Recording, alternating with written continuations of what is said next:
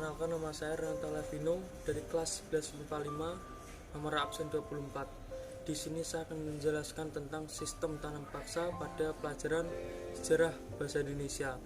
Pengertian tanam paksa. Sistem tanam paksa atau Kulturstelsel merupakan peraturan yang dikeluarkan Gubernur Jenderal Johannes van den Bosch pada tahun 1830, mengharuskan setiap desa menyisihkan 20% tanahnya untuk ditanami komoditi yang laku di pasar ekspor, khususnya tebu, tarum, dan kopi. Hasil tanaman ini nantinya harus dijual kepada pemerintah Belanda dengan harga yang telah ditetapkan.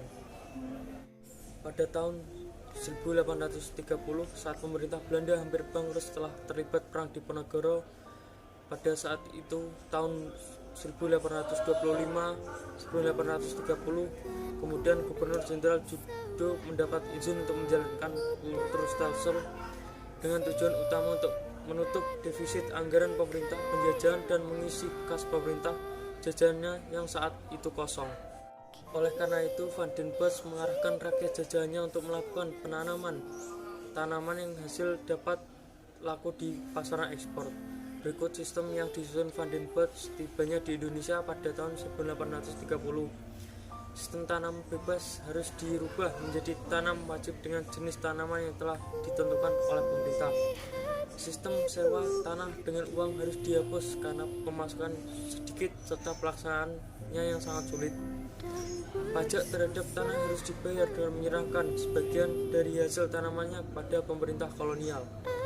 Tujuan sistem tanam paksa. Tujuan sistem tanam paksa yaitu untuk mendapatkan keuntungan yang sebesar mungkin guna mengisi kekosongan kas Belanda yang pada saat itu terkuras habis akibat perang, membiayai perang serta membayar hutang.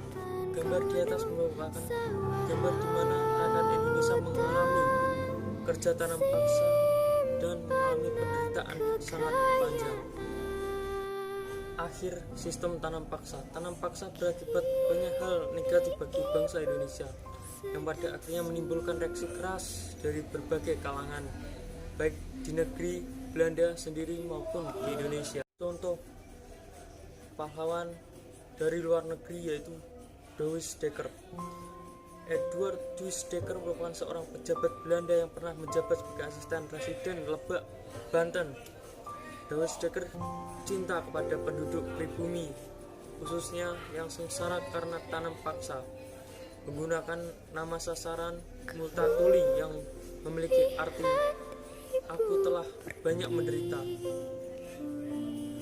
Ia menulis buku berjudul Max Havelaar atau Lelang Kopi, Persekutuan Dagang Belanda pada tahun 1859, yang menceritakan kesengsaraan rakyat Indonesia akibat sistem tanam paksa.